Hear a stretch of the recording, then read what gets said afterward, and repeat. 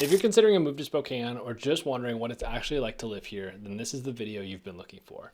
I'm breaking down the real pros and cons of Spokane in 2025, not the brochure version, not the hype version, but just what it's really like to live, work, and own a home here from someone who's boots on the ground, living here every day. So let's get right into it.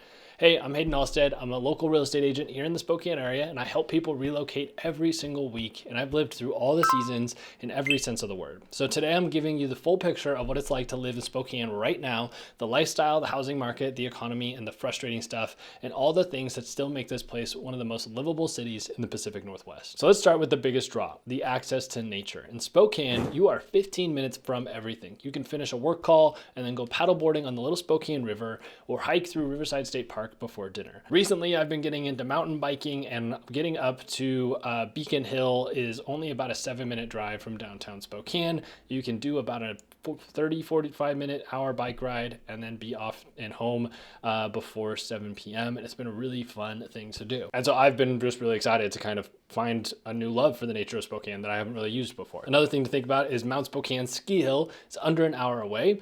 There are trail systems literally running through all neighborhoods, and this is one of the few places where the active lifestyle thing isn't just marketing, but it's very real. I would definitely say I've traveled quite a bit, and there are more fit communities. Austin, Texas kind of stands out. Boise, Idaho does very well on this kind of thing. But if that's you, then there's definitely access to it here as long as you're willing to take part in it. But the flip side, some neighborhoods can feel a bit isolated. Maybe they're a little bit closer or deeper into the nature, but maybe it's a 15-minute drive to the nearest grocery store. But after meeting many of you that are moving from large California cities, Phoenix, things like that, 15-minute drive to the grocery store is kind of a walk in the park. So it's just not for me. I don't want to live more than like 3 minutes from the grocery store. So Spokane's slogan is near nature, near perfect. And the majority of the time getting near nature is a very short drive to make that happen. Next up is that Spokane has true seasons. Fall is crisp and golden. Summers are dry and perfect for the most part until August hits. Wildfire smoke is very real. In some years you are fine, and others you'll go 2 weeks barely seeing the sun. If you've got asthma, it can be really concerning and something to think about.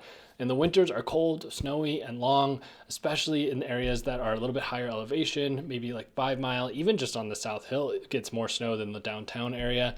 And if you're obviously gonna live off of a major road, then that's something to think about. Who's plowing it, who's taking care of it, all that kind of stuff. But we average around 171 sunny days per year, less than places like Boise or Denver. And that's something to factor in if you deal with some seasonal depression. It's not the PNW Seattle gray all the time, but it's not exactly a sun-soaked area either. So next up is the cost of living. It used to be a pro. Spokane was once the affordable alternative to Seattle and Portland, and now it is still cheaper, but just not by as much. The median home price is sitting around $425,000. In areas like the South Hill, 5 Mile, or Liberty Lake, that number can climb quite quickly. Property taxes are kind of middle of the road for Washington State. There is no state income tax here, but sales tax is nearly 9%. Groceries, gas, and utilities have all climbed in the last few years.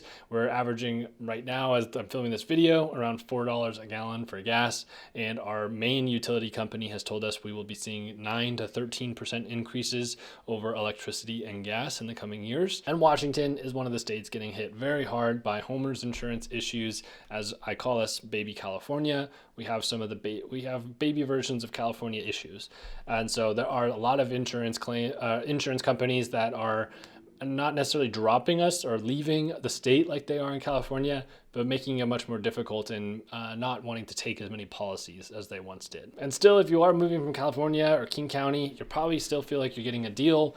I know a lot of people that have sold their properties there, and maybe they buy something for the same price, but the house is twice the size, something like that. But if you're one of those people coming to Spokane looking for a $200,000 house that's going to be turnkey and ready to go, those days are far behind us. So now let's talk jobs. Healthcare is Spokane's biggest sector. Providence, Multicare, and Kaiser are major employers. Education and utilities are stable as well. We have Gonzaga, WSU, large, well-paid school districts, and Vista is a giant employer as well. That's the utility company.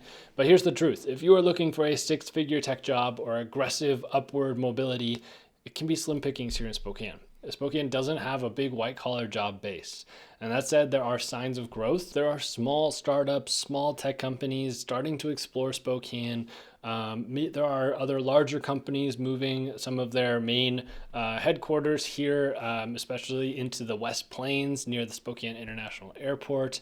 And so as the word gets out, as we start to hopefully coerce is the word I'm going to use right now, some of these businesses into coming and starting businesses here in the Spokane area, I think we're going to see some upward momentum there. But if you're able to move and maintain a remote working lifestyle from your company in the Seattle or California area, then you're really going to be somebody that's hacked the system. Just hopefully you won't be called back to work. But I was just talking to somebody that was looking for a cybersecurity job. And I was like, yeah, it's going to be tough here in Spokane. Hopefully you can find something remote in another area and be able to live here as well. So now let's talk about infrastructure. As a con, I'm going to put it on the cons list.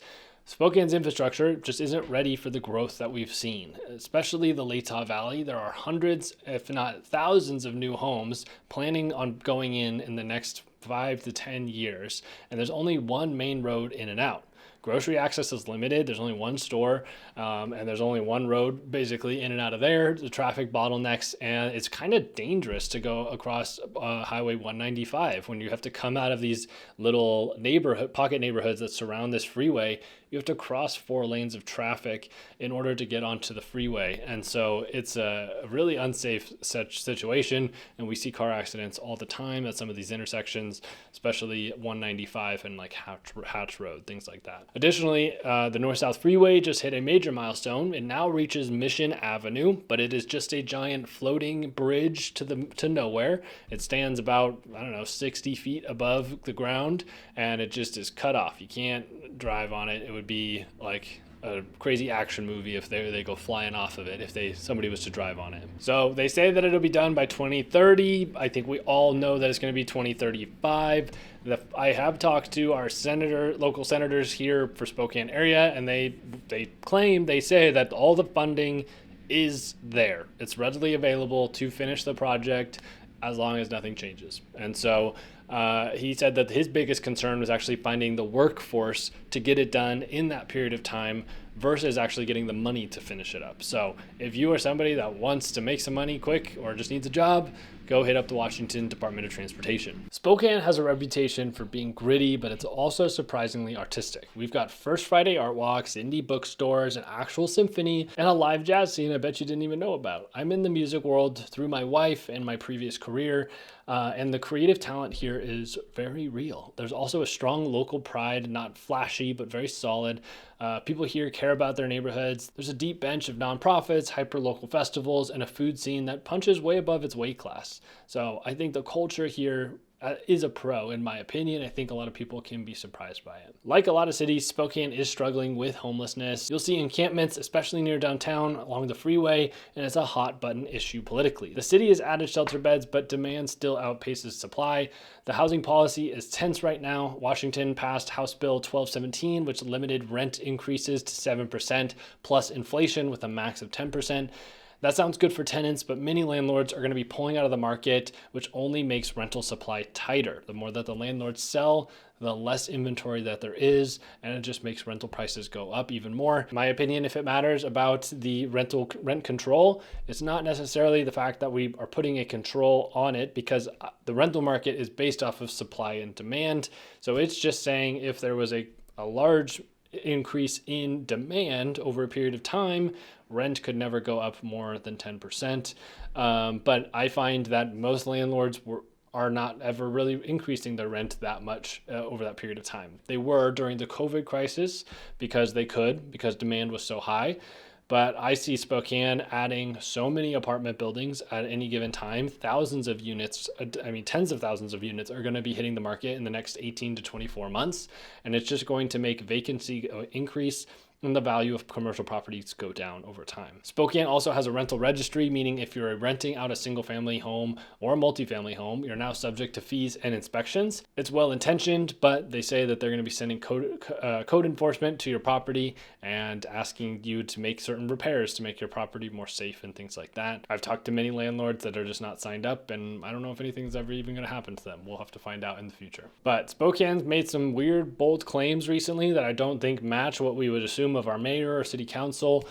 Things that are on the docket or being talked about is basically just like no homeless camping anywhere. Doesn't even matter what the situation is at any of the homeless shelters, if there's a bed available or anything like that. Kind of crazy. I don't know how they would make that happen or where these people would go, but these things are coming up in conversation. So we'll have to keep an eye out and see what happens there. So on a pro side, I think a quick win is that Spokane International is actually kind of a pleasure to fly out of. There's direct flights to Denver, Phoenix, Vegas, LAX. I think it's like 23 direct flights total out of the Spokane International Airport.